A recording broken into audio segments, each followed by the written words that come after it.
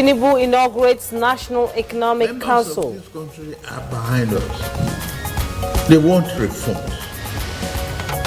And they want it quick. Opposition parties in 10th Senate pledge to work in harmony for good of country.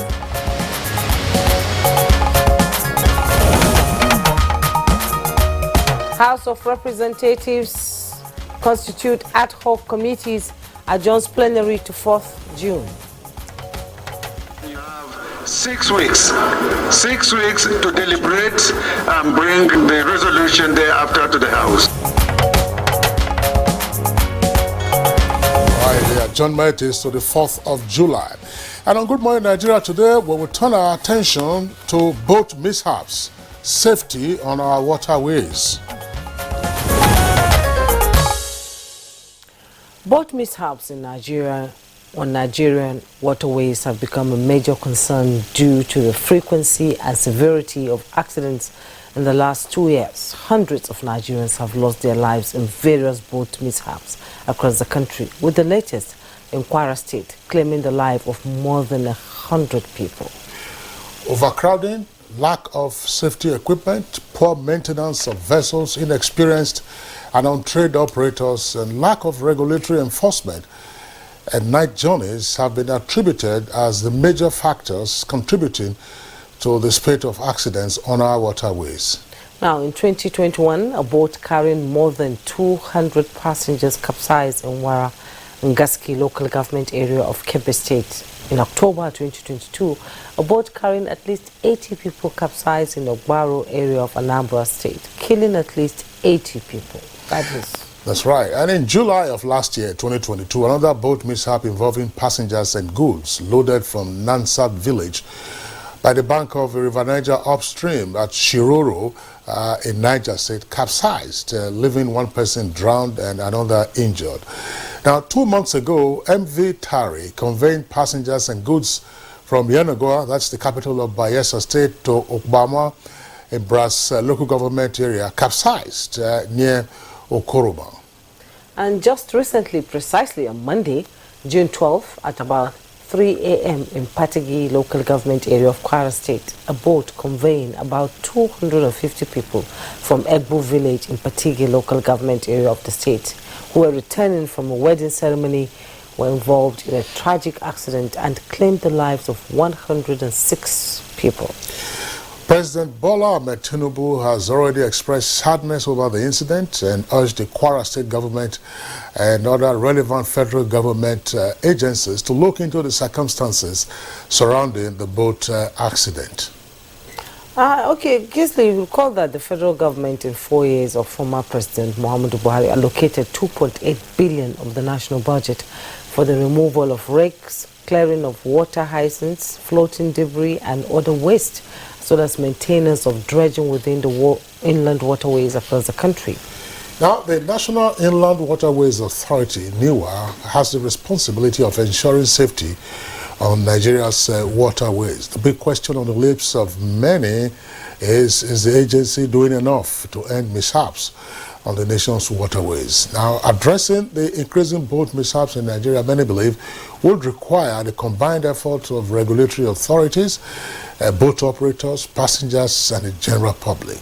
There are many questions, of course, to find answers to as Nigeria continues to lose lives on the waterways. My name is Kingsley Osadolo, and I welcome you to this edition of Good Morning Nigeria. And I am Juma Yusuf, joining my colleague Kingsley to welcome you to the last edition for the week.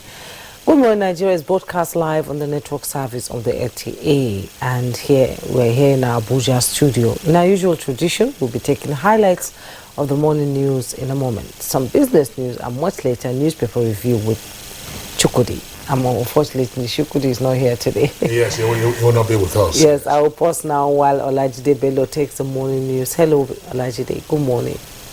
Good morning, Kingsley and Juma, and here is the morning news. President Bola Tinubu has given expression to the commitment of his administration towards social and economic revival of the country, as he today inaugurated the National Economic Council during the inauguration held in the State House. Council Chamber President Tinubu enjoined the council to commence work in earnest and come up with ideas that will help in enhancing the economy of the country and the fortune of its people.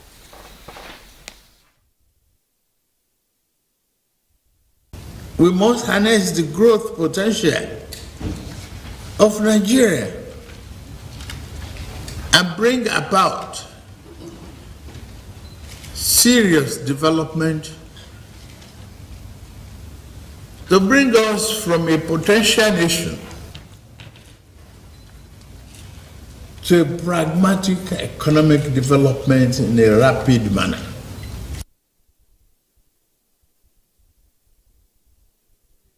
Chaired by Vice President Kashim Shettima with the 36 state governors and the CBN governor as member.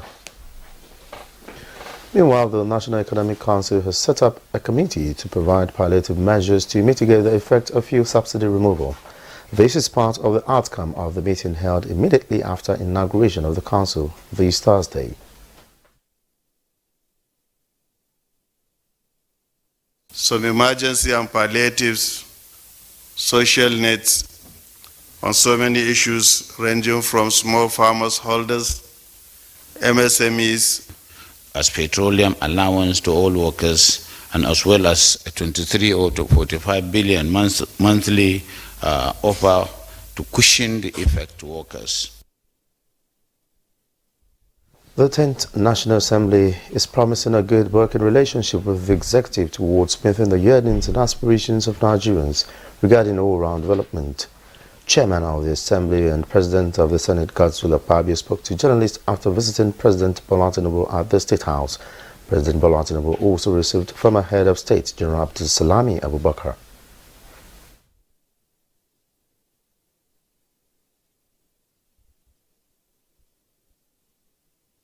And there is renewed hope, not just in terms of the economy, but in terms of the stability of the country. Let's always give peace a chance.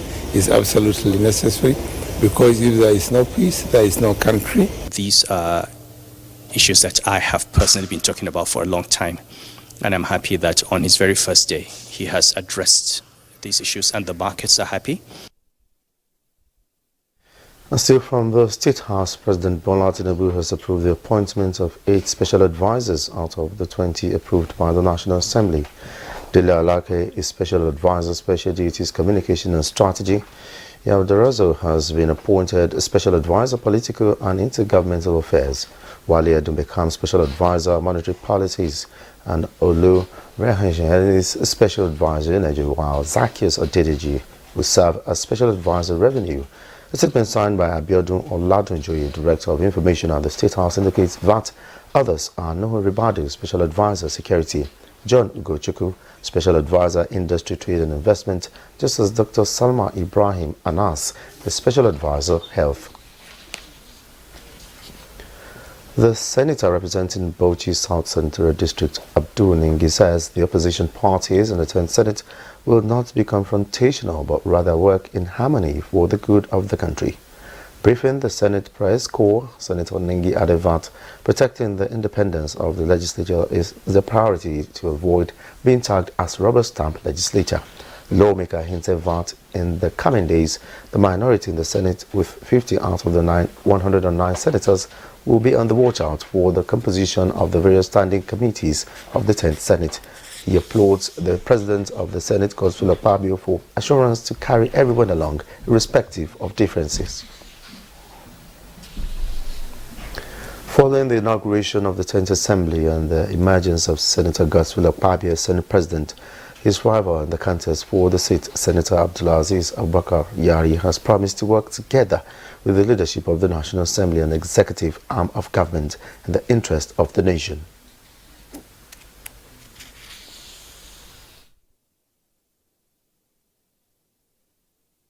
I gave the Senate President assurance that we are going to work together as a team to protect that institution that we are today. One, to come together. 3, to support the leadership so that Nigeria can grow better. And the House of Representatives has mandated an ad hoc committee to investigate lingering cases of gas flaring by oil and gas companies, as well as revenue due to government from gas flare penalties. The House has also constituted ad hoc committees to fine-tune its legislative agenda. In the last decade, approximately $9.05 billion has been lost to gas flaring. This money would have offset 23.62% of the country's total foreign debt. Ad hoc committee to look critically into these issues that have been raised. The federal government is urging Global Fund to sustain intervention to consolidate gains in the fight against the scourge of malaria, tuberculosis and HIV in Nigeria. Secretary to the government of the Federation, Senator George Akuna, made the plea while receiving an audience at the delegation from the Global Fund and the Country Coordinating Mechanism, CCM. Out of this 16 billion, we have allocated to Nigeria a little bit more than 1 billion. My mission here in Nigeria with my team is to help the country to put together the plan on how to manage this money. And that's the news for now. Good morning, Nigeria continues with Kingsley and Juma after this time out. Please don't go away.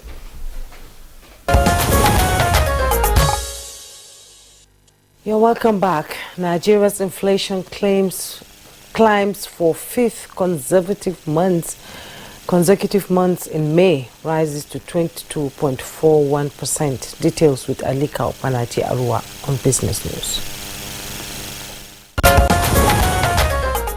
Nigeria's annual inflation rate rose for the fifth straight month to 22.41% in May 2023 from 22.22% in the previous month.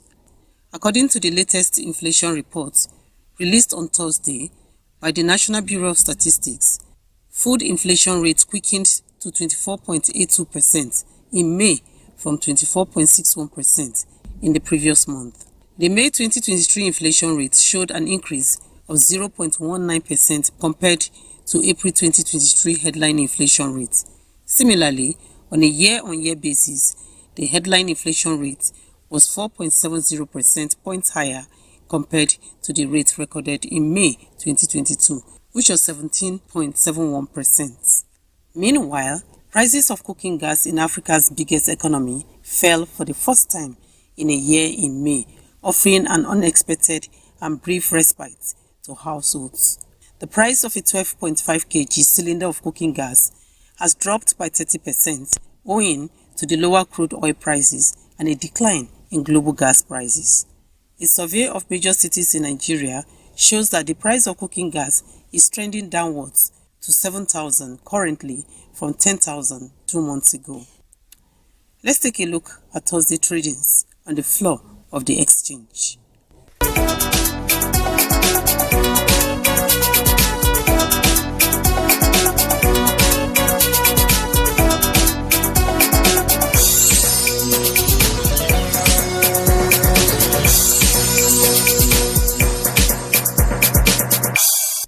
With Business News, Alika Opanachi Arua. Thank you very much, Alika, for the Business News package on Good Morning Nigeria. Up next, we'll take a look at the front pages of the papers we have this morning.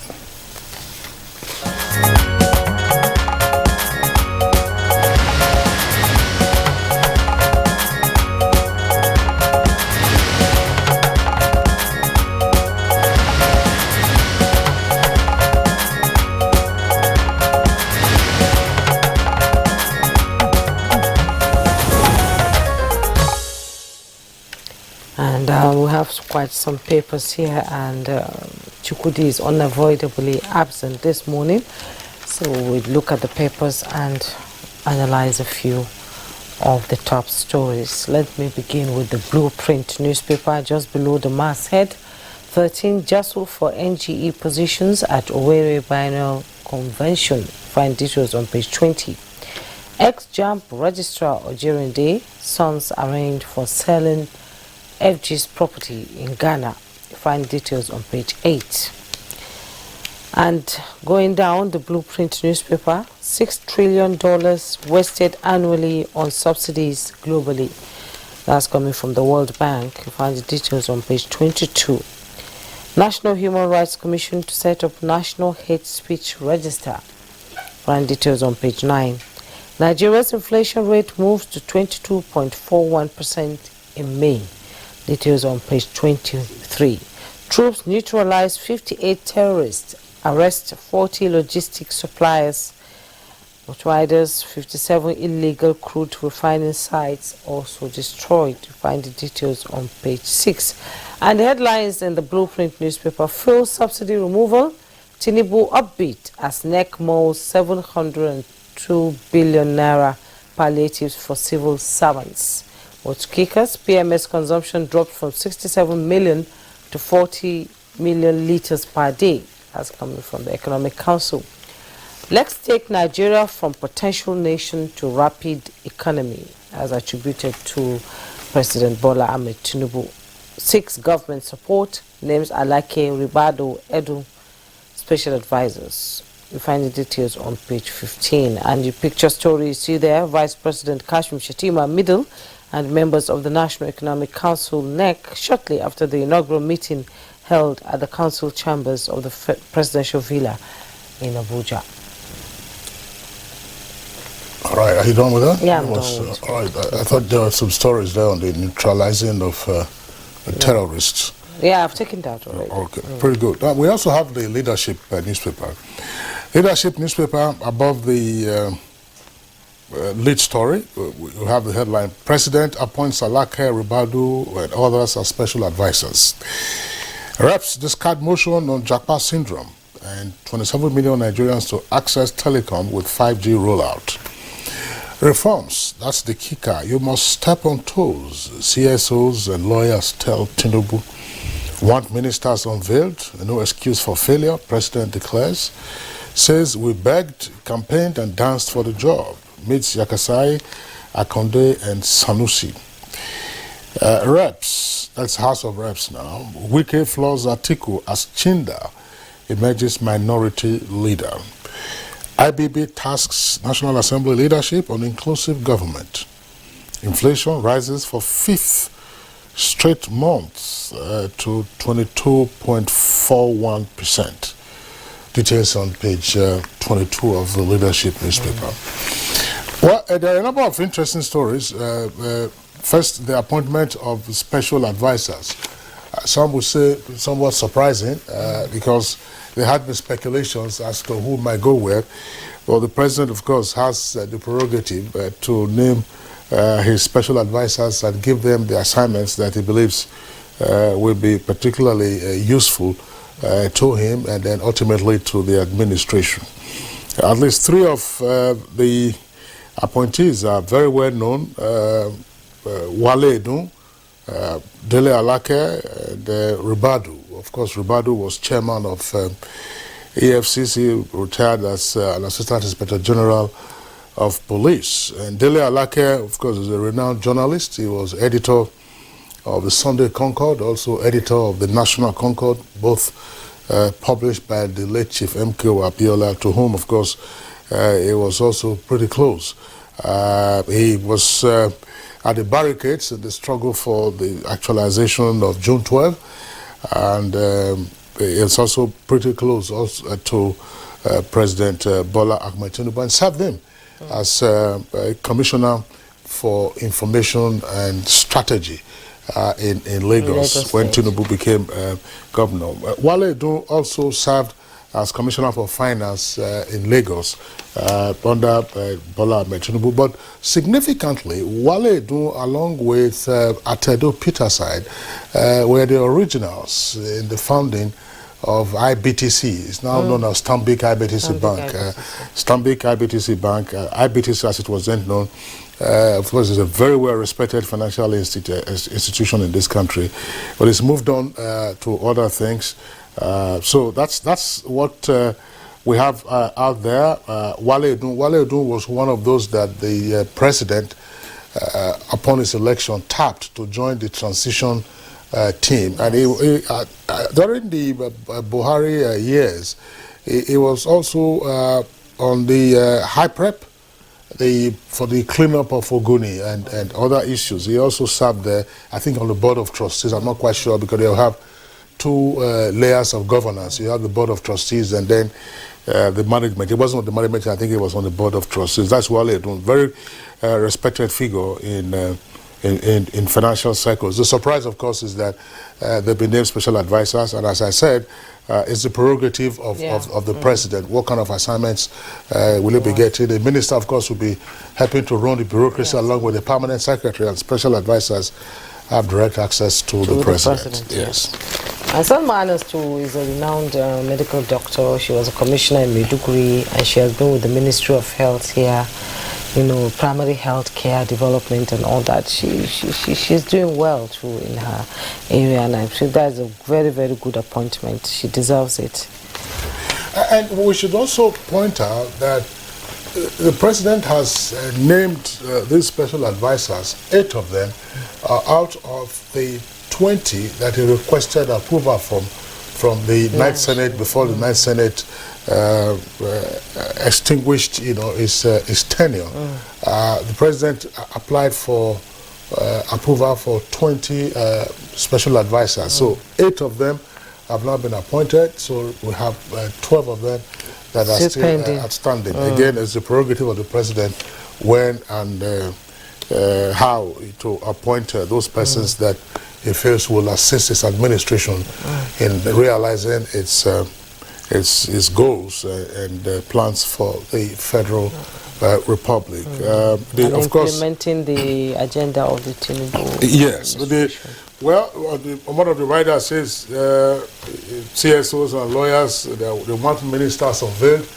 There's an amendment to the Constitution that says that within 60 days of being sworn in. So the president still has, technically, between now and the 29th of July, to unveil the ministerial ministers. But which is to say that I believe, because if the president sends the nominations to the Senate will do the usual screening. Yes. And sometimes in the past, the screening took up to about 2 weeks. So presumably, therefore, I believe that all of this could be handled within the time band of the 60-day window provided by the Constitution. And part of the reason for this is that we have seen a great deal of tardiness in the nomination, clearance, and ultimate appointment and swearing in of commissioners at the state level. And also ministers under the Buhari administration in his first tenure. For 6 months, nothing happened. And there were all kinds of excuses being given and so on and so forth. It went on, and then it created some consequences for the economy. Nobody was sure where the economy was headed and all kinds of things. But when you look at the raft of measures that have been taken, the issue, one of the issues to raise, for instance, with Wale Edu is that a special advisor on monetary policies. So I imagine that going forward, we're going to have the proper handshake between the 3 critical elements in the management of the economy. You have the handshake from the monetary policy, you have the handshake from fiscal policy, then you have the handshake from trade policy. And of course, seeking to manage the political economy. A number of measures have been rolled out already with respect to the value of the Naira in the exchange for the US dollar. So we have seen that, and the coming days and weeks will indicate what needs to be done to further firm up the value of the Naira. Yes. Indeed. Well, seems there's another interesting story, and I find this very concerning. I think Nigerians should ultimately be concerned about this. You have it on the front page of Blueprint. It's talked on page 7 of the leadership newspaper. And the story is to the effect that the National Economic Council, which was constituted yesterday and is usually chaired by the Vice President, is considering 702 billion naira for civil servants allowances. Allowances. That would be lovely, actually. Well, it should be lovely for those who work in the public sector. But what about those who are in the private sector? So what happens? Again, this will be tending towards consumption. Consumption. We had palliatives in the past. After the palliatives were given, what happened? We gave palliatives. In the end, we had over 133 million dimensionally poor Nigerians. So you're giving allowances for consumption, or allowances for what? I think they should look at towards a living wage for civil servants, not palliatives anymore. Actually, that's one of the the proposals that they will have to look at. They will have to look at other measures that can be done. How do you reduce the out-of-pocket expenses? Is it school fees? Of course, we'll come to that at some point when we're talking about students' loans, but that's for tertiary education. Is it for medical expenses? Is it for your rent? Is it for even cost of living? Now we're seeing the inflation at 22.41%. It's likely to rise because of the tendencies that we are seeing in the meantime with respect to the pump price of petrol. So once the pump price of petrol goes down, then you have the impact on the rate of inflation. But one other concerning matter, as reported by the leadership here, says that the Bauchi State Governor, accompanied by 4 of his colleagues, disclosed that the council explored the possibility of securing funding from the World Bank and London partners to implement a compressed natural gas program for vehicles. Before the Buhari administration exited, we had the approval for 800 million US dollars from the World Bank. Again, to provide palliatives. That would go for consumption and it would be a waste, in my opinion. But why are we going to the World Bank and London partners to implement a CNG program? The former Minister of State for Petroleum, Timipre Silva, who is also a former governor of Bayelsa, was on Good Morning Nigeria on a number of occasions telling us about the CNG program as part of the gas decade. That's to say, the conversion of vehicles to CNG. There was a program that was rolled out. So what happened? It was also indicated that vehicles could be converted. I think the cost, I can't remember the exact cost, about 200,000 or so for persons to convert their vehicles, so that the National Economic Council should not assume that it is working from point origin, that's to point zero.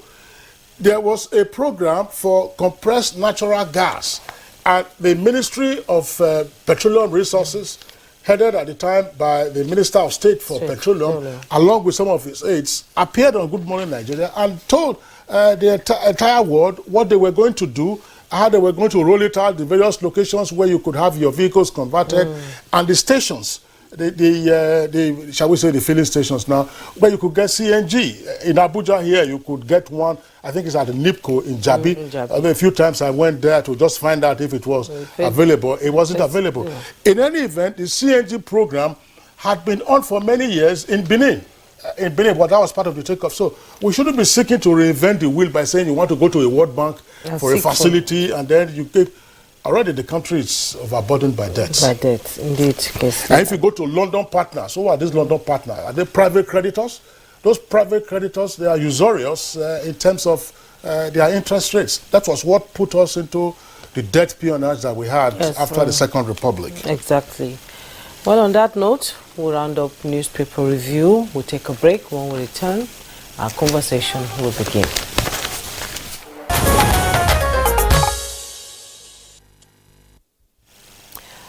You're welcome back, and as a prompt for a conversation which focuses on both mishaps, safety on our waterways, here's a background report put together by correspondent Ekene Ndulue.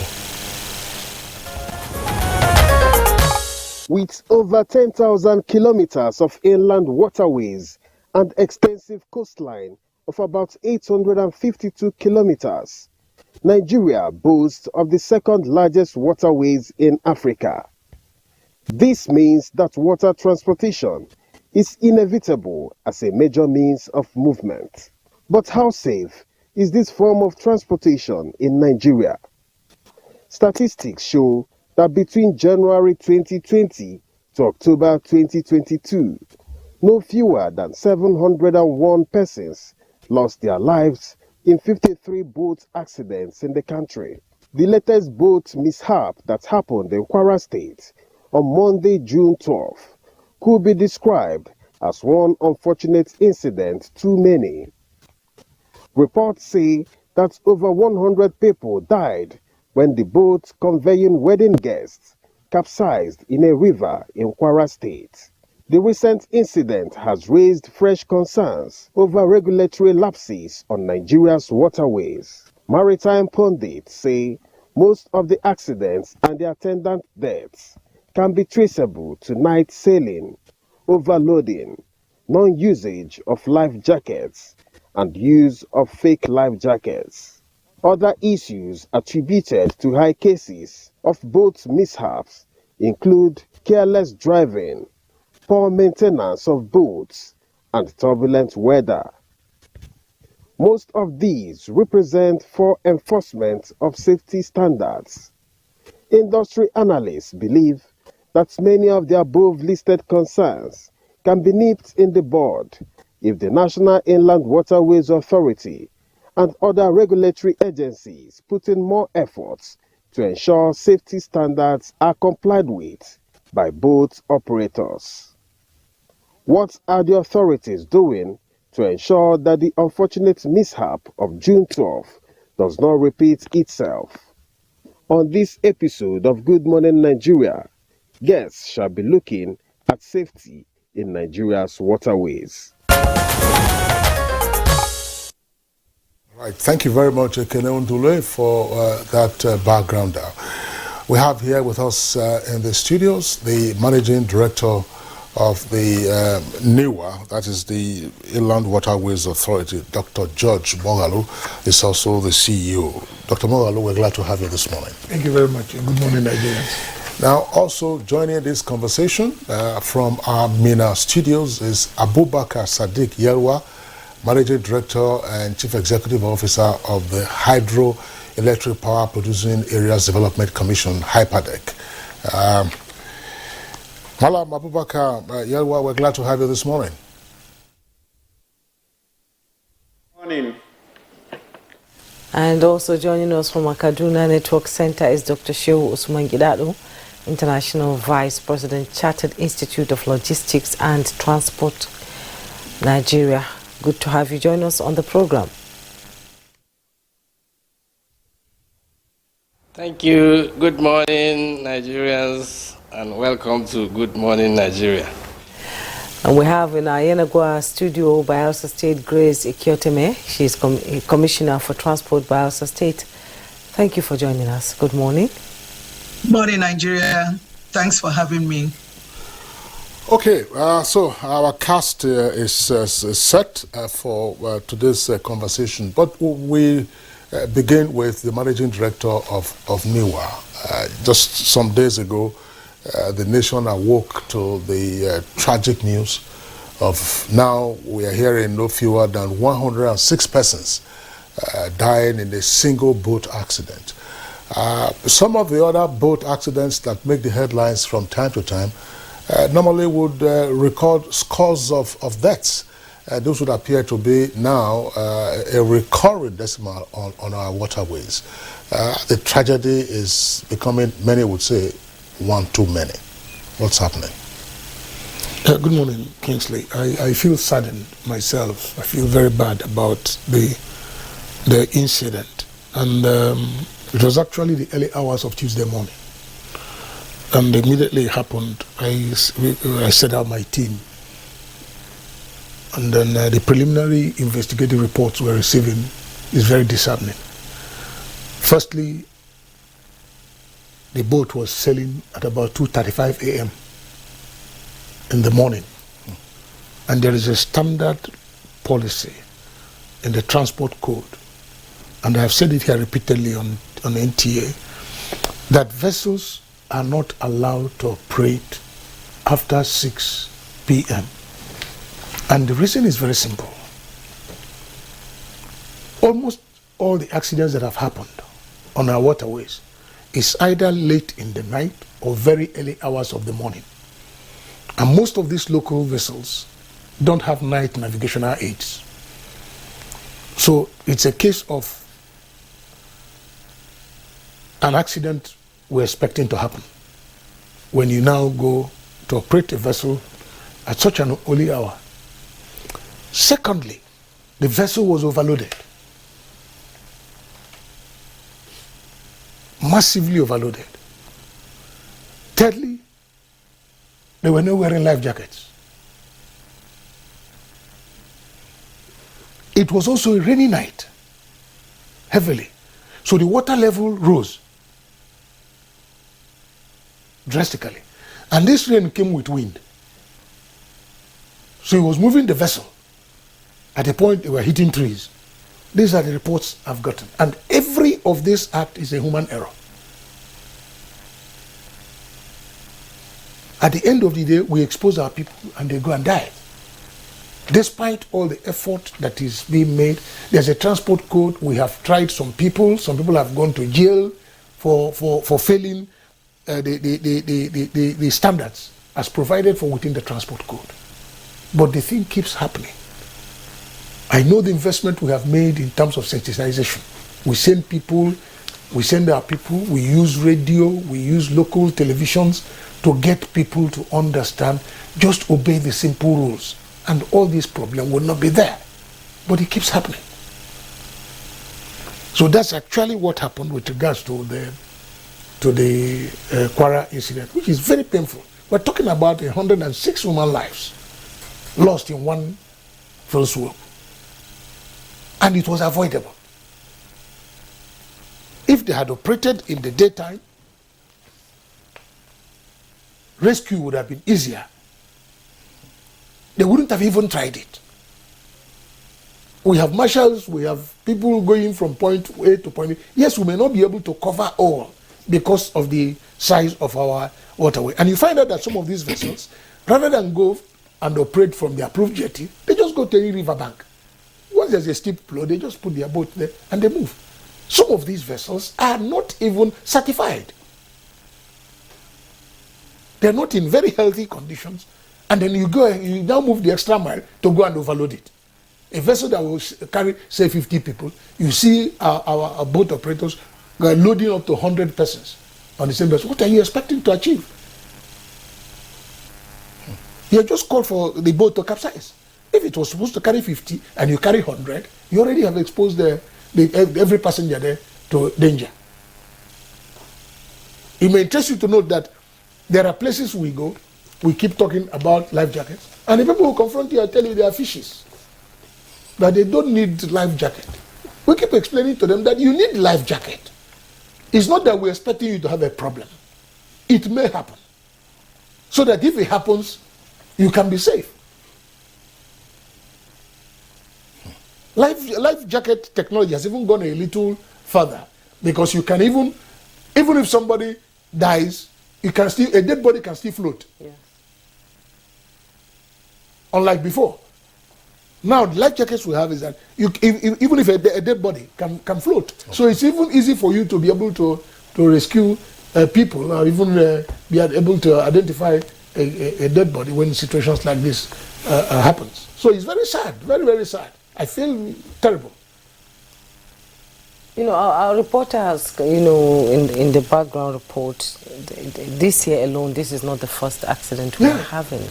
And you talked about security measures on the road. What about the monitoring process mechanism itself? We have like since they've changed their time, since it's 6 p.m. Yes, 6 a.m. to 6 p.m. 6 a.m. to 6 p.m. And then they were now traveling at about 2:30 a.m. Yeah.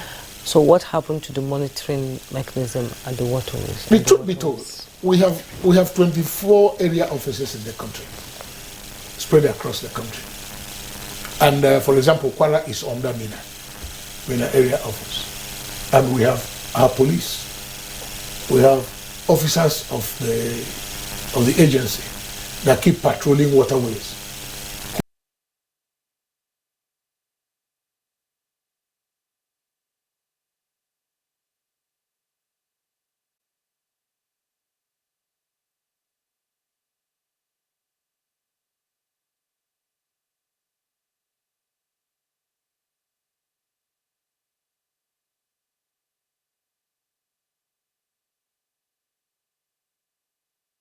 A.m. Okay. Previously, you have it about 9, 10, 8, but certainly after the approved hour. And what we do in that instance is that we impound the vessels. We anchor it at the nearest point, get the passengers off, and they pound the vessel and destroy them. I know how many vessels we have been able to destroy since I became MD. But our people keep doing the same thing. We have repeatedly used all forms of media. We have even engaged local communities. What we are doing now, we are recruiting locals now, paying them, so that they can also help us monitor, even where we don't have jetties. We engage the community leaders, we engage the traditional institutions, so that they can help us in monitoring activities, so that the youths of the community themselves, once they have a buy-in into what we are doing, they will also help us in enforcing these protocols. Dr. Mogalo, for our viewers who may not be used to water transportation, I'd like you to respond to this question if it clarifies the issue, because you said that jetties are the approved takeoff and points of disembarkation for passengers, but that's like the boat that capsized in Kwara just went to any convenient river bank. Is that correct? Yes. Okay, which means that in terms of analogy, a jetty is the equivalent of an approved motor park. Correct, or a ramp. Or a ramp is an approved motor park, yes. And then the river bank is like along the road. Yes. Okay, we'll come back to you. It's along the road, like you're able to do. It's along the waterway. All right, and there so are it's just like a bus stop. No, actually, not the it's bus not even a bus stop. It's along the road. Yeah. It's just moving on the road and stopping just somewhere pick passengers. Pick passengers and go. Probably they not give me a licensed driver. Okay, Dr. Mogalo, we'll return to you. Let's go over to Yenogwa studio, where we'll introduce the Bayelsa Commissioner for Transport, Ms. Grace Ekioteme. Honorable Commissioner, in Bayelsa has 8 local government areas, and it's often said that you can get from one local government to the other by water. How serious is the issue of safety and therefore accidents with fatalities on our waterways? Okay, good morning, Nigeria, once again, and thank you for having me. First and foremost, I want to use this opportunity to condone with the government and people of Kwara State for the unfortunate incident that occurred some days back. It's really unfortunate, and we pray God to grant them eternal rest. So, and Bayelsa State is one of the very coast states in the Niger Delta, and 90% of our communities are riverine, and also we have the longest coastline in the country. Till date, I want to say that our the use of boats, river is the most the major means of transportation in our state. So you can see, so we have had a fair share of boat mishap. The last one occurred some 2 months ago, where we lost about 7 lives or so.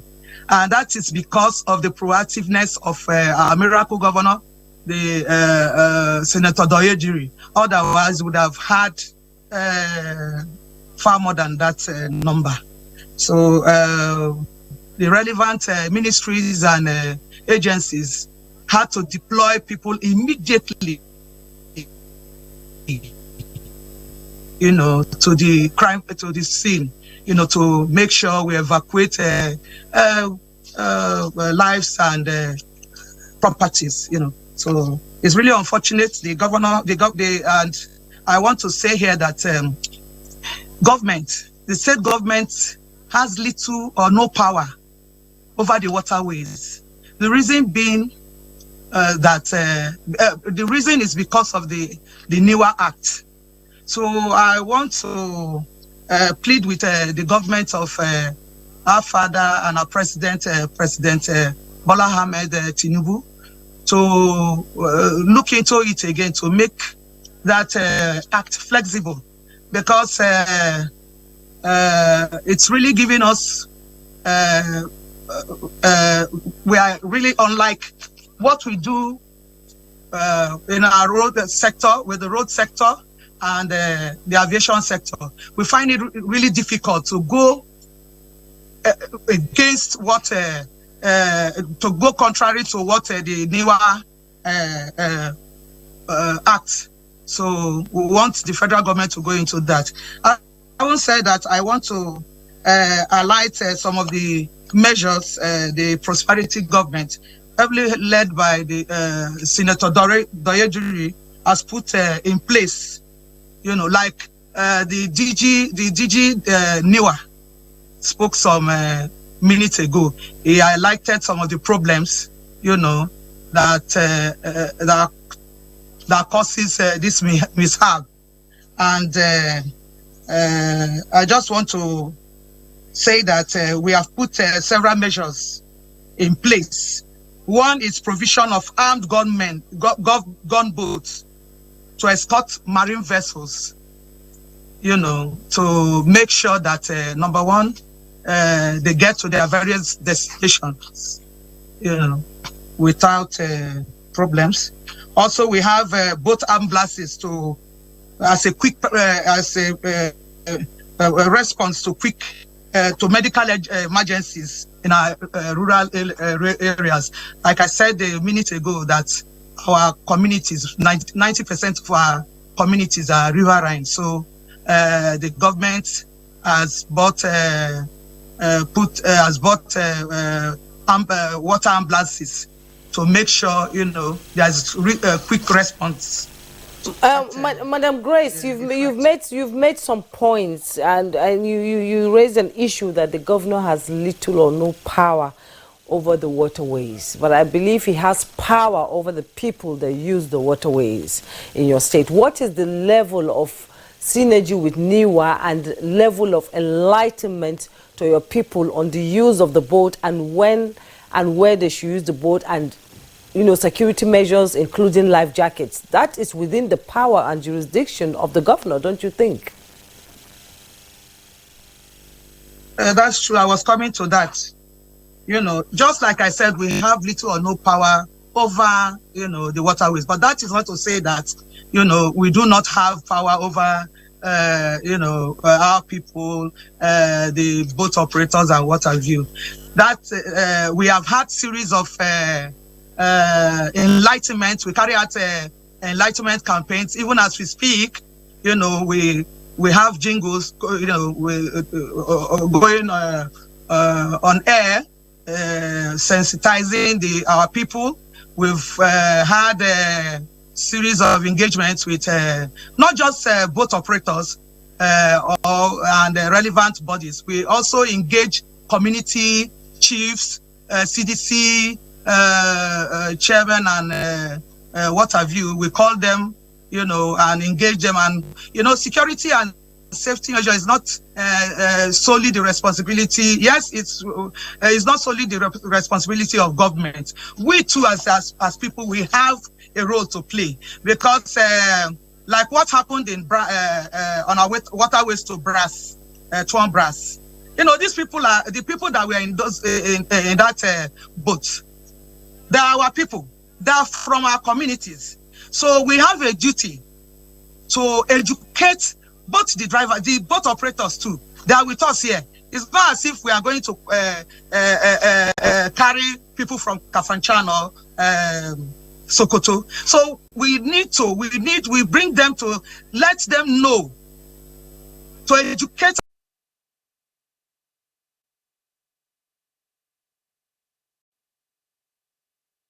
us. Come. They say no, because they are hurrying. They'll say no, please carry me, you know, just like. So we need to educate our citizens, our community people, you know, to see the dangers, you know, and all of that. So we engage all of that, and we have had series of meetings with NIWA and NIMASA. Most of our meetings, we call them, you know, we collaborate with them. Right now, as we speak, we are in collaboration with them to make sure, you know, most of these boats, they are not seaworthy, they are not river-worthy. What you see on top is different from what you see underneath, and they have the equipment to check most of to check to make sure that those boats are in good condition. So we are partnering with them. Right now, we are carrying out those measures. And also, we have we are making sure that every boat, no boat leaves any community or even the state capital without using life jackets, other, not just life jackets alone. We need to have fire extinguishers. Because we cannot rule out the fact that people do not travel by night, and most of them, they just, because of they are in a hurry, they enter. They don't think of the time. They just, and so we make sure they have torchlight and all the things that are necessary to make sure both the wooden boat and speedboats and other ferry boats also. Is it so? I want to also, the government has provided in our own little way, we have provided, and we are still on it. The government has approved some of these aids that will soon distribute to the boat operators. Maybe sometime next month or so, thereabouts, to aid them, because sometimes, most of these things, most of these boats, particularly the wooden boats, are owned by our local operators. And there's a Honorable Commissioner, thank you very much for the responses you provided to the questions that we've asked. We'll come back to you in the course of the conversation. There are two other guests we haven't heard from. You've raised some pertinent points. We'll seek to further interrogate those points and how all of the issues that will be articulated could then contribute to greater safety on our waterways. I want to go back to our Kaduna Network Center, where we allow introduce Dr. Shehu Usman Gidado. Dr. Shehu Usman Gidado is the International Vice President of the Chartered Institute of Logistics and Transport Nigeria chapter. Dr. Gidado, it looks like we're having a silent scourge on our waterways, and it's only big accidents that tend to throw this up from time to time. What is it, in your opinion, is amiss? Actually, Kingsley, we have, as the Managing Director of NEWA said, all the rules, all the required regulations, and all guidelines for the use of inland waterways in this country. And we have actually the structure almost all over the country, including Lake Chad, with about 23 area offices of NEWA to cover the country. And management of inland waterways still remains on the exclusive list. And by that, it means that the federal government has the highest responsibility to look at what happens on the waterways, how we utilize it, and what benefits should be obtained from the waterways. And today we have been having several accidents. They are not stopping, and it's all about the country, the regulators, and all institutions going back to look at all these rules and see that do we have the capacity to enforce them. To an extent, NEWA has the Waterways Police for security. NEWA has monitoring agents all over the river ports, jetties, by virtue of their presence in area offices all across the country. So the main problem is waterways transport has become like an exigent mode of transport.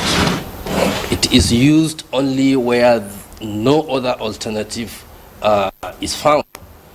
And in most cases, people use it as the only means at that time. And they also go about using that as an exigent purpose for markets, ceremonies, and then festivals, or just crossing from one part of the bank of the river to the other.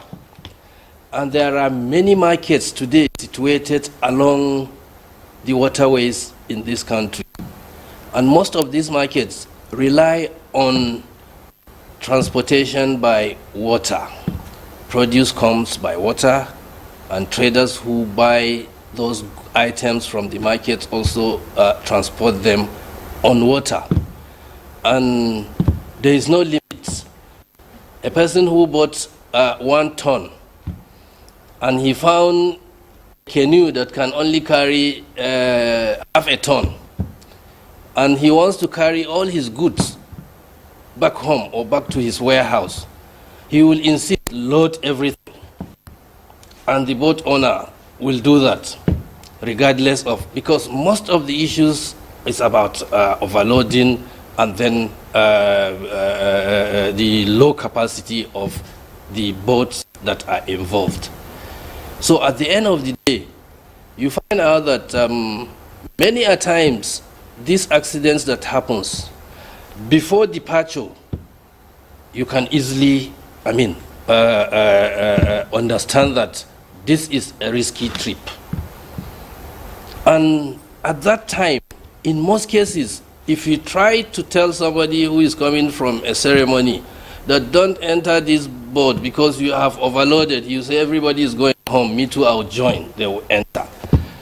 If a trader bought items from a riverine market and he wants to take them back to his own shop anywhere, he will insist on carrying all that.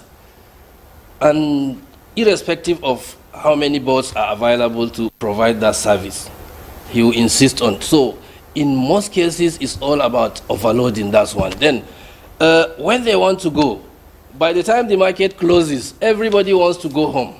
So nobody wants to remain. And every available boat will be boarded. The same thing, if there are ceremonies, either going or coming back from ceremonies, people will insist, I must go at that time. So what we need to understand is that water transportation is more of logistics than just the movement. It has timing, it has definite places of departure and arrivals, and the route has to be well monitored and timed, because the longer you stay or the faster you go also becomes a problem. So the entire thing is about how do we now look back at the fact that waterways transportation or inland waterways is on the exclusive list, and then how do we now look at those institutions concerned with managing the waterways? How are they up to the task? For example, NIWA has police who can, the waterways police who can serve in terms of security, in terms of safety. They can as well enforce in terms of, because we like uniforms. If there are people, we respect uniforms. If these policemen will be there at each and every jetty, each and every landing point, and be enforcing these rules, I think we will have some level of compliance. Then also, the level of coverage is already there. NIWA is almost everywhere.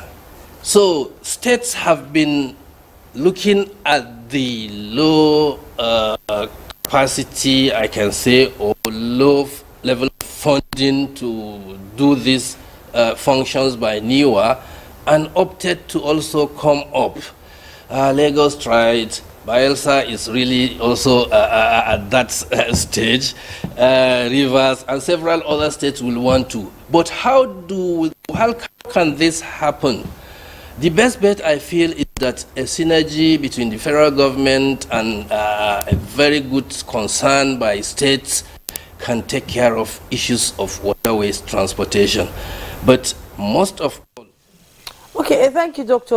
Shehu Usman Gidado. We'll come back to you as the conversation, goes deeper on, issues and ways to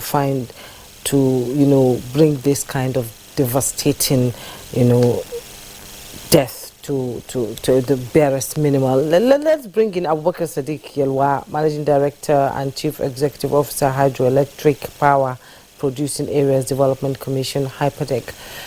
For millennia, people have been living on these banks. They run their businesses there, they live there, they give birth, they have children. It is becoming a dangerous place to be in. That is on our waterways these days, and it affects the livelihoods of people, and most of the time it affects the peasant and poor people that ply these waterways. What kind of solutions should we be looking at and enforcement in the area of making sure that people, adhere to rules and regulations on the waterways?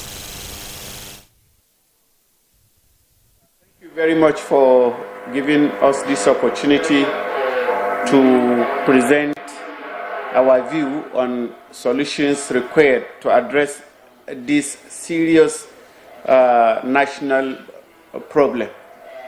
I think the major role player here is NIWA.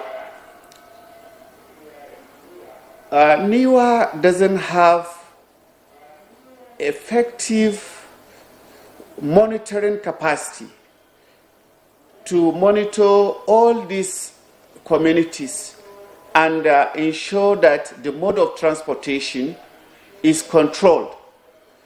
I pity NIWA because I know the major issue there is funding.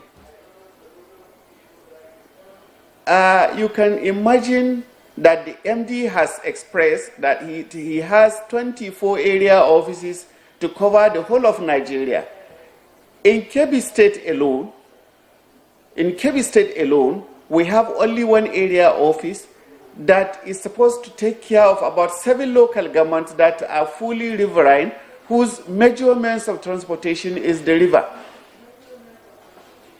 This is also applicable to Niger, in Kogi, in Kwara, Benue, and Plateau states, who are the major hyperdeck communities, states. And another issue is the release of budgetary allocation. Of course, government agencies come up with excellent programs and plans to address these issues. But when it comes to releases, it becomes a fundamental problem. For instance, in 2021-2022 national budget, NIWA made a provision for the blasting of rocks and stones in the river Niger, towards from Kanji to Lolo, border of Nigeria with Niger and Benin Republic. But that has not come to be. And when we tried to follow up, the issue of funding was made as an issue.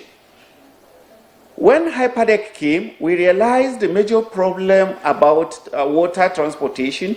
We decided to come in on the clearance of water snags. And that, we are happy, has been able to reduce the accidents on our riverine for about 70%. The problem that we just had a few days ago was not only restricted to one state. There were people from Kwara and Niger states. About 45% of the passengers are from Niger State, then the remaining 55% from Kwara. The major issue NIWA mentioned, and which also the logistics Gedado has mentioned, is about night transportation. How do you address night transportation? You can only address that when you use the community. The community has its own system where it respects its own leaders, and we can use them to ensure enforcement. Most of the vessels used in the transportation are archaic, old, like all the professionals have mentioned here. If they are old and archaic, what are we doing as a government to provide new ones and functional ones that will save lives of our people? How do we also control to ensure that we don't combine transportation of people and goods in one vessel? I have seen that even in the road transportation, some specific vehicles are meant for the transportation of goods, while some are meant for the transportation of people. Why can't we employ that in the riverine sector? The use, like I said, I still insist, if we make good use of our traditional institutions, they have means and ways of checking this problem, and we just need to carry them along.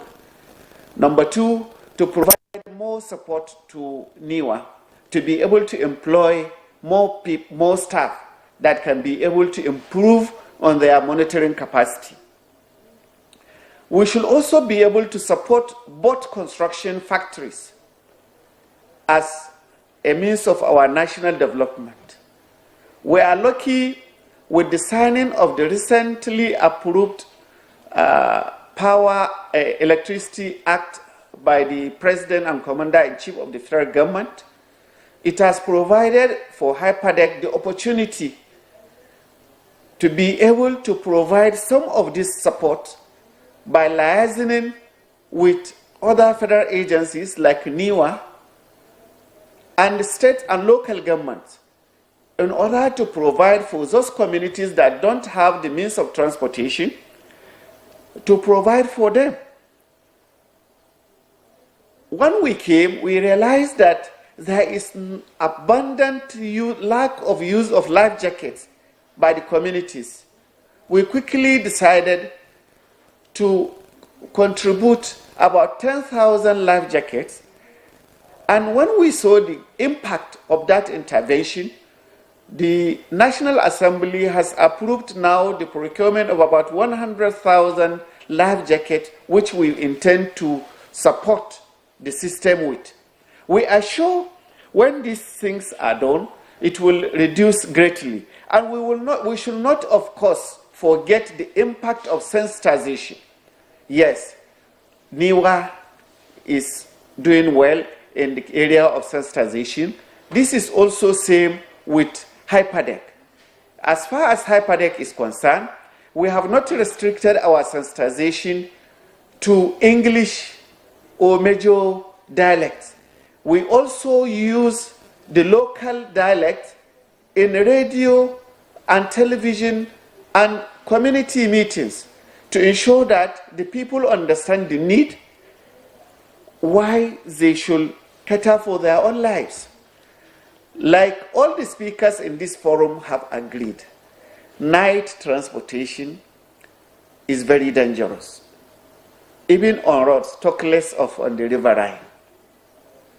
We are happy our intervention in the cutting of tree trunks has reduced the danger caused by trees that are protruding and which are unknown to the drivers of the vessels. Even this accident that happened, it was not because of tree snags. It was because the vessel was old. A vessel that was meant to carry 50 people who are carrying about over 200 passengers and still with some goods inside. So you can't imagine there is nobody can stop such kind of mishap. So I think these are some of the issues I feel we should pay very, very serious attention to. Thank you. Thank you very much, Malam Abubakar Sadiq Yelwa, for the very important points that you have raised. I know there are a number of issues on the table now, and we would like Dr. George Mongalo, the CEO of NIWA, to respond to them. in terms of clarification or amplification. All right. Well, thanking the contributors for what they have said. Let me begin by correcting one impression. Like my brother, the Hyperdeck CEO said, KB has 2 area offices. One is in Yauri, and the other one is in Kebbi itself. So we have 2 area offices in Kebbi State. But that is not to say that we have enough. There's need to have more. And like he rightly observed too, there's need for funding, okay, additional funding to be able to enable us get additional manpower. There's no number that is enough. We are talking of over 10,000 kilometers of waterways in Nigeria as we speak. And you can access the 28 states of our country by water if we open up all our channels. These are the truths. So, rock blasting, I'm happy he mentioned it. When we identified as one of the challenges in the north, we went ahead to start working on it. Okay? Got specialists who identified them and then started the program to be able to, within the limits of the resources that's available to us, because it's like removing wrecks. Those are part of the challenges that hinder navigation. I'm sorry, are those what they refer to as rapids, where you have the rocks? The Yes. one where Mongo Park was said to have hit a rock and then crashed and died. You see, on our waterways, there are hindrances, there are challenges. You hear us talk about water hyacinth. You hear us talk about wrecks. Okay? We hear us talk about rock formations. So nature is taking its toll Yes. on the waterways. Well, yeah, like the Hyperdeck MD rightly also observed, there was a time they collaborated with us on cutting of trees. There are trees that grow in these waters, and if they are not properly removed, you just don't cut them. Because if you just cut them off, what you have done is to set a trap. You also have a stump. Yes, you leave a stump behind. So we try to get it off. And then as an agency, we also invest in putting some navigational aids. You find us installing buoys along channels. These buoys are to guide the boats, because we are, okay, we also provide markers. Anywhere we identify a wreck that we're not immediately removing, okay, we mark it so that the operators of the vessels will see them. But like he rightly observed, the idea of night navigation is terrible. We have done everything and will continue to do to encourage our people not to get involved.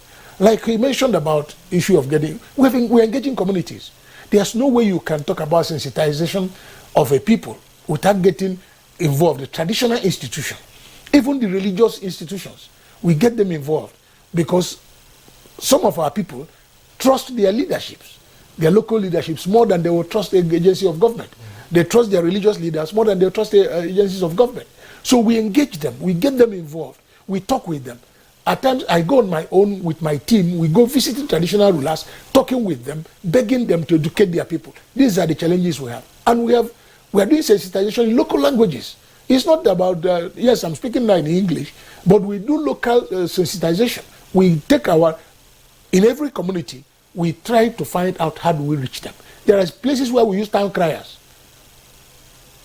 to get them educated. There are areas we just get involved in traditional institutions. They invite the boat operators and they talk to them in the language they will understand. NIWA as an institution, today we have done quite a lot of trainings. Not too long ago, I went to Badagry to open a training program of close to 600 boat operators.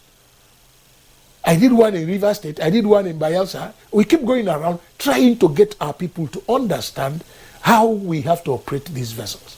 Some of these vessels, we impound them. We have now got electronic in terms of registration of boats. So we registered boats, we put our sign on it, confirming registration that the boats have been registered. And for us to certify a boat register, we must go through the process to be sure that it is seaworthy or riverworthy.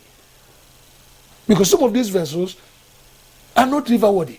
Some we impound them, we destroy them, because we are empowered by the transport code. Some operators, we take them to court and then charge them to court, like this is that has happened. By the time we conclude our investigation, whoever is culpable, we must make sure that the person is punished, as a way of discouraging people from doing the same thing the next day. But you keep fighting every time, excuse me, you see people go around in the night again and operate their vessels. Like life jackets.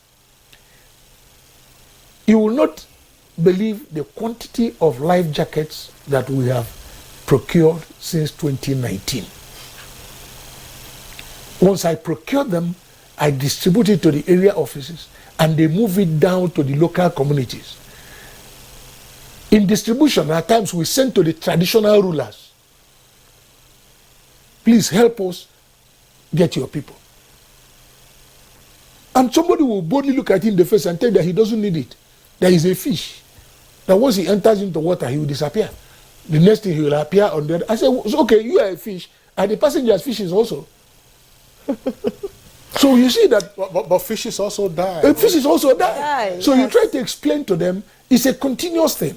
Yeah. But there is also need to increase the manpower. What about? I must be honest with you. The sanctions, when you arrest the defaulters, you take them to court, and then there are sanctions. You apprehend the boats and keep it. But my question is 100,000, which is the fine, enough for the defaulters? It's more than that now. How much? It's more than that. There are instances, depends on the level of crime.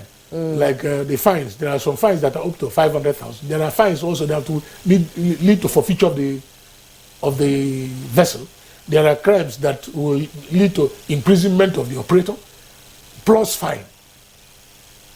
But still, it did not put the fear of God in them. What do you do? It's like we have in the society today.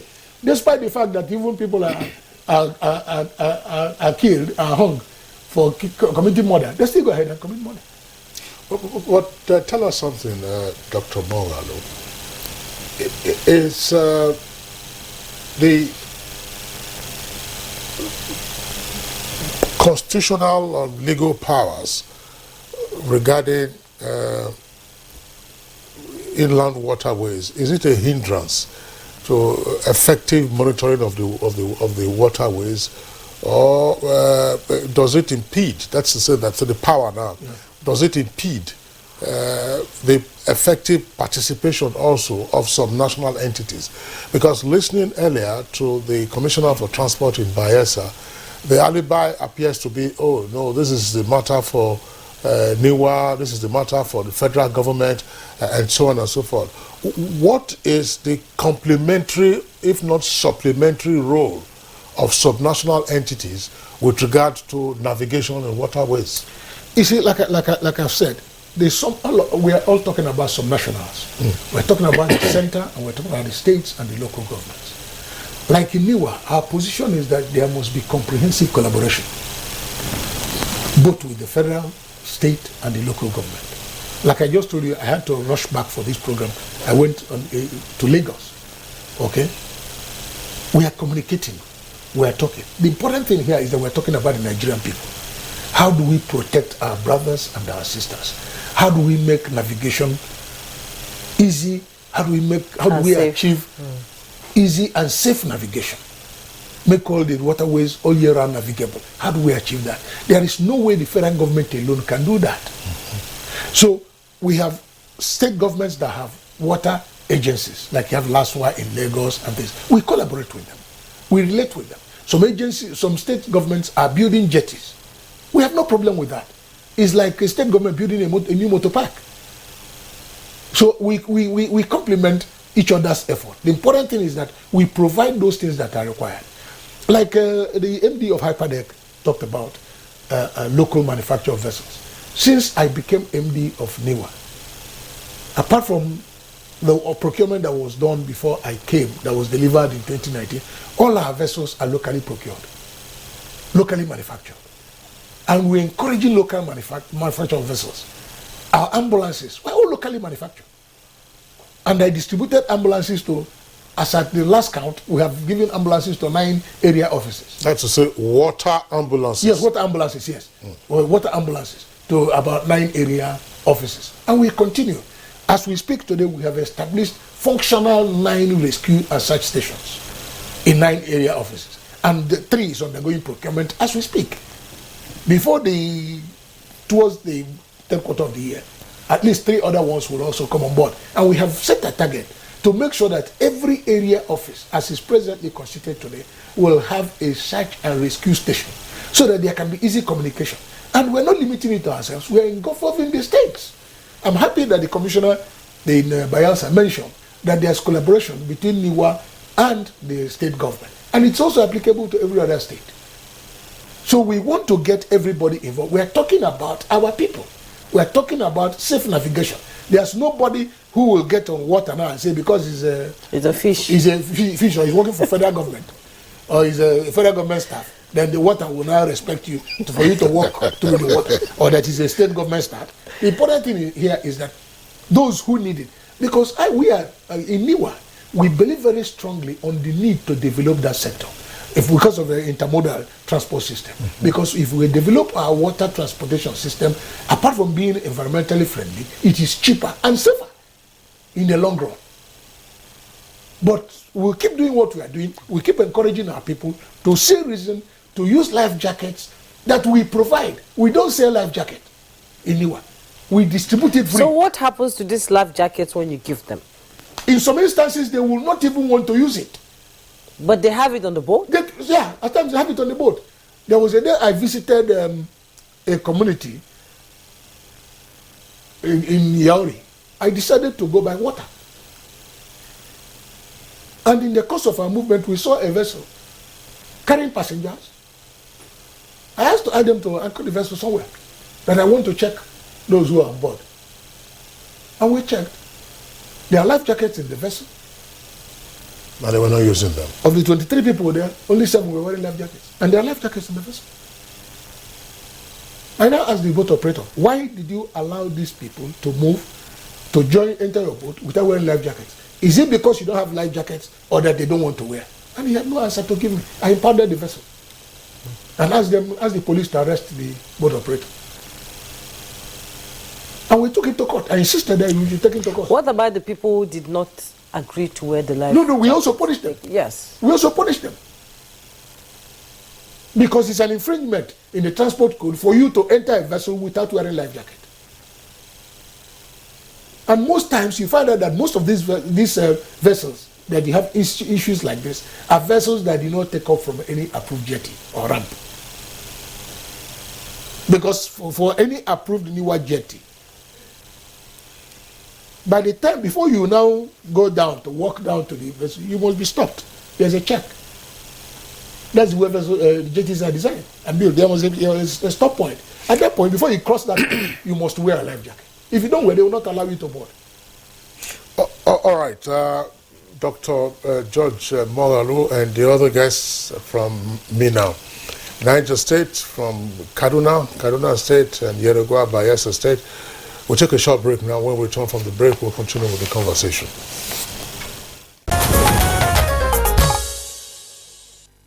All right, you're welcome back, and it's still Good Morning Nigeria on the network service of the Nigerian Television Authority. I was just wondering if we still have a connection to Yenagoa. I understand that it's not ready, but there's an issue. Let's return to Kaduna in that stead.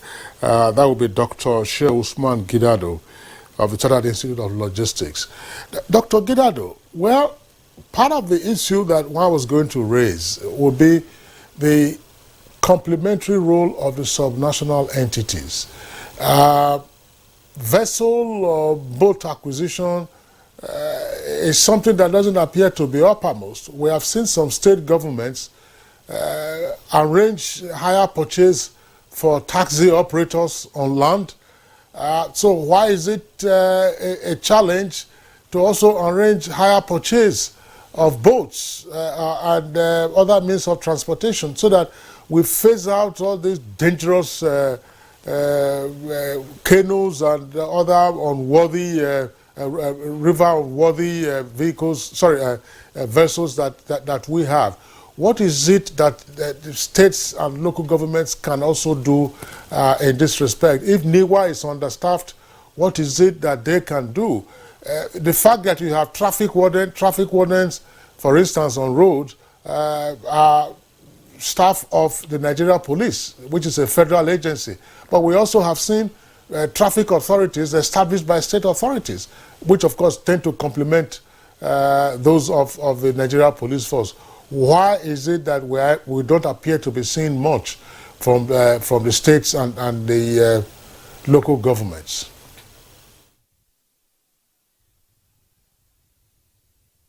Thank you, Kingsley, for this question. And I think the answer to this is that that big industry, boat building industry, that has not been really formalized is the issue at stake today. If we have designated boat building yards, standard boat building technology, and standard materials, because those wooden materials are no longer what we need on our shallow waterways. So this is also another big responsibility for NIWA, because NIWA is in charge of monitoring building of boats and ships for the use of the inland waterways. And in this case, the states should take advantage, create these boat building yards from a very good design that can suit our environment. We are at a stage that we need to phase out these wooden boats, or we need to modernize them. Wood is a very good material for building boats, but the current architecture we use to build boats is wrong with this kind of woods. So both states and local governments should be able to think towards looking at the establishment of modern boat building yards. It can provide employment, it can ensure safety and all that. But most of all, again, the cooperation should be with NIWA to do that regulation. That is why I'm saying that NIWA has 1,001 things to take charge of. And there should be 1,001 support to realize that. Particularly issue of safety checks. I said earlier, there are all the rules, regulations, and guidelines to check safety. But those checks are always being bypassed or cannot be provided. For example, sailing is from 7 a.m. to 6 p.m. and they can decide to sail before then or after that. Who will be there at that time? And then also the basic checks that we need to concentrate on is one, the jetties that passengers should be loaded or goods will be loaded must be designated and approved. Then the check on the boats, what is their technology and what is their make. It has to be ascertained before giving approval for loading. Then number of passengers, how many can this boat carry? If it is 15, it should not be loaded above 15. And the consideration should also be made on the load that is accompanying these passengers, because we have to comply with the Archimedes principles for that boat to float and take them to where they are going to. And then along the waterways, we have to make sure that we are following the charted paths, because sometimes they go on floodplains, they stumble on stumps and all this. So, but the basic thing is that apart from the checks, we need to evolve new boat building technology and also come up with a standard boat that can be used on our waterways. And that is a very good task that we can explore, and there will be a lot of benefits in terms of employment, additional investment, and ensuring safety of the type of boats we use. But most of all, we need to start thinking about phasing out the wooden technology, or we have to remodernize it to make sure that it can float. Thank you. Usman Gidado, thank you. You've raised some pertinent questions there, and let's bring up Abubakar Siddiq Yelwa, Managing Director and Chief Executive Officer, hypertech. You've listened to the issues raised by the other guests in the studio, and I would like to have your take on the call by concerned citizens for a declaration of emergency on the waterways and through reforms. What do you have to say about that? Very much. I think it's a very fundamental action to be taken if we actually want to address the issue of the menace faced by the incessant accidents. And of course, one of the stakeholders was suggesting complete doing away with wooden boats. That may not be possible in the short run, but I agree it's necessary to look at other options. We can see what is happening in other countries. Even a small country like Gabon, they have been able to adopt the use of fiber canoes than wood. But definitely to completely stop the usage of wood in the construction of these vessels may be very, very difficult. Because some of these vessels, as you see them, can carry loads that a trailer of truck, 30 tons of goods, or even more. So virtually, it's only depend on the logistics approach in developing them. I agree with him completely in improving on them. Yes, improving on them, but completely eradicating them for now is not possible. And secondly, the jetties may not be efficient means of controlling the movement because they are, like somebody has said, if you have a private car, nobody design when you leave your house with it. So some families have their own vessels, have their own canoes which they use in transportation. So like I said earlier, what we actually need is the community commitment. Once we can carry along the community, the traditional institutions, I assure you we will be able to go far. Yes, local governments may come. I want to ask you a question. We're getting, Malam Yewa, please let me ask this question because it's come up as part of the resistance to advocacy mounted by NIWA and perhaps other agencies to say you offer them life jackets and they claim that they are like fish, that if anything happens, they will emerge alive on the other bank of the water or of the river. Do you have any information about the communities impacted by this latest boat mishap and what they are saying now? Is it an act of God or is it a wake-up call also to members of the community that the needless risks that they take should not be avoided? The major take there is some of them are complaining that they don't have the life jackets. Even if they want to buy them, they are not easily accessible in the market. But like I said, like the chief executive of NIWA has said, yes, some of these communities try to resist the usage of these life jackets, even though the advantage of using them is enormous. Some of these life jackets can make somebody float on the river for 6 hours or more, minimum of 5 to 6 hours before they can be rescued. So virtually, you can see that there is no accident that stays for longer than 5 hours without intervention coming. So I still believe we still need to do more and we still need to invest on the usage of the life jackets.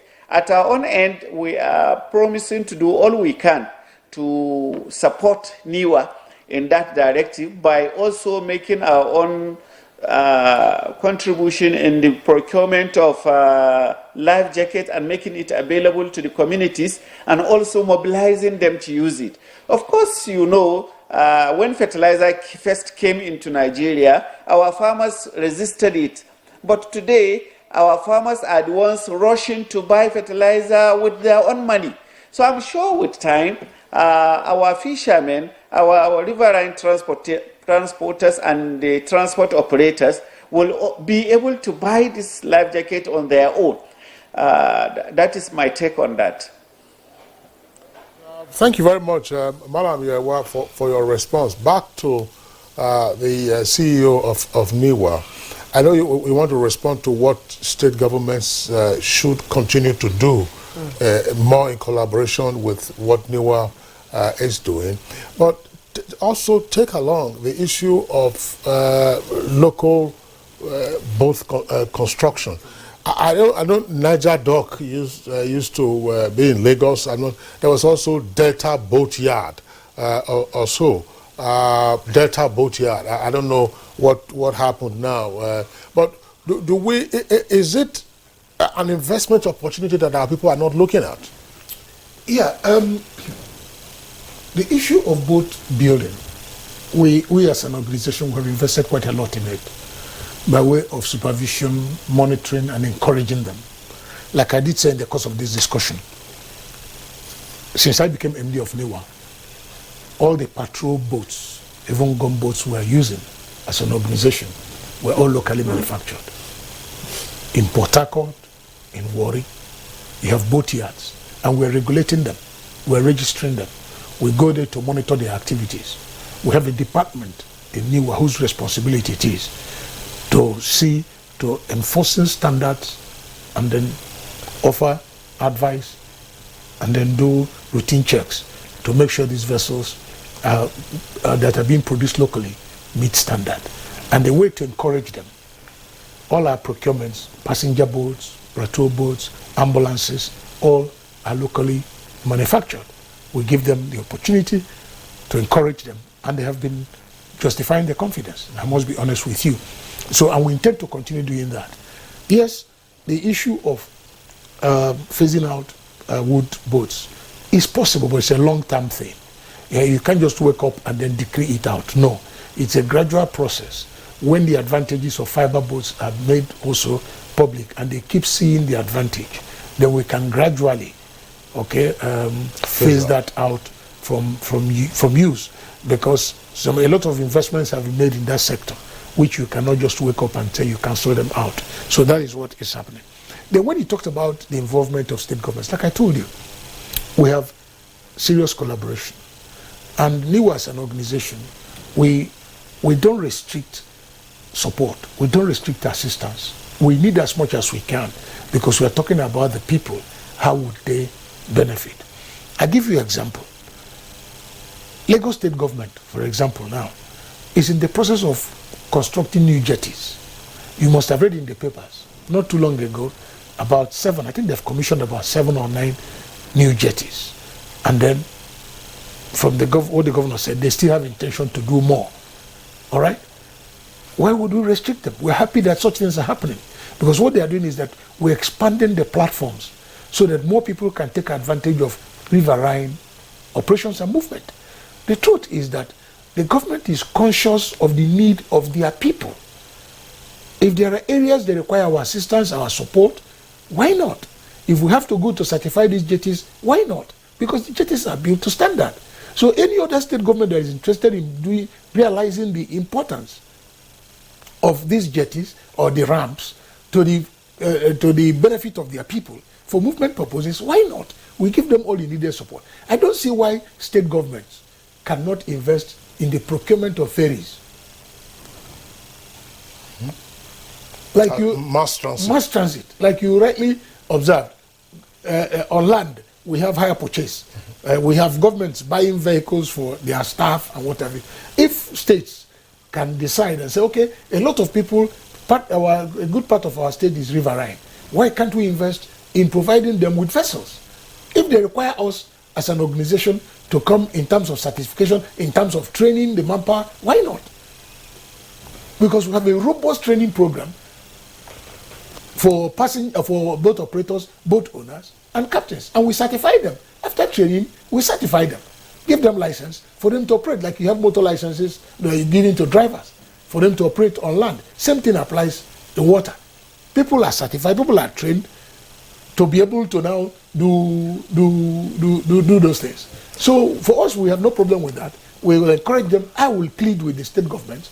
Let them make investments in terms of providing ferries, in terms of providing barges, pontoons, for their people, so they can be able to move from point A to point B, depending on the size of their waterways. Indeed, I think our Zoom network is back now, since she's the Commissioner of Transportation in Bayelsa State. She'll be able to respond to some of these issues that you've raised. Federal government and state government coming together to invest in the waterways. Let's have your take on that. We're running out of time in 30 seconds or 1 minute so that we can round up.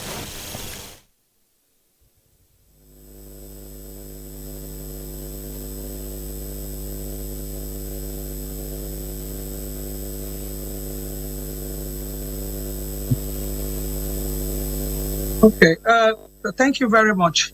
First, I want to plead with I want to thank the CEO of NIWA. He made it, when he was speaking, he said so much, and he mentioned that his agencies. Thank you very much.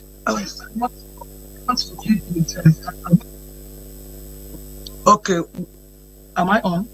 Okay, he said a lot. He mentioned of their agencies giving out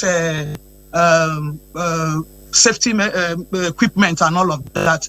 Please, we need those facilities. He mentioned like boils, and you know that when you have boils, it enables the boat operators, to know the no-go areas in the river. So we need some of the, if not all, equipment he has mentioned. Then coming to what the other speaker said, I'm not of the view that wooden boats should be eradicated. The reason being that, like I said earlier, that Bayelsa is 90% or more riverine, and our socio-economic activities are deeply rooted in the marine transportation. For instance, we get, our riverine area, we use these big boats, to come to the state capital to get goods and services done back to our community. So when you remove when you eradicate it, it becomes a problem. So my suggestion would be that we improve on what we said we have already. We can improve on what we have. I think that will help, because if you eradicate, and this is an avenue, to plead with federal government, to help our state to build bridges. We all know that our governor, the government, and our governor, the miracle governor, has embarked on the Nembe Brass Road bridge. So we are calling on the government. We believe in the government of President Bola Ahmed Tinubu. The signs are there for everybody to see. We believe it will bring prosperity to us. So we'll want him to help us in that regard. Having said that, I want to also use this. Honorable Commissioner, we are pressed for time. I would like to thank you very much for your contributions, and I'm sure that the miracle governor, executive governor of Bayelsa, will be pleased by some of the things that you have said. I'm sure Bayelsans will want to see more miracles in terms of safety on their waterways. Thank you very much for being our guest this morning. You joined us from Yenogwa, which is the capital of Bayelsa. Mrs. Grace Ekotieme, the Honorable Commissioner for Transport in Bayelsa. Thank you very much. We also would like to thank the International Vice President, Chartered Institute of Logistics and Transport, Nigeria chapter. That is Dr. Shehu Usman Gidado. Thank you very much there for your contribution. From our Mina studios, we were joined by Malam Abubakar Sadiq Yelwa, Managing Director and CEO of Hyperdeck. Thanks a lot for your suggestions. And here with us in the studios, we'd like to appreciate the Managing Director and CEO, Dr. George Moghalu.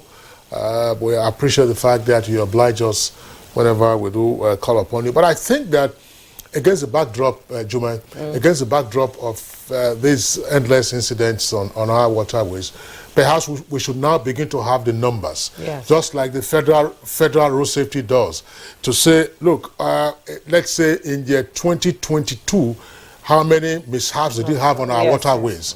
In 2023, how many mishaps did we have? What are the numbers rising or are the numbers decreasing?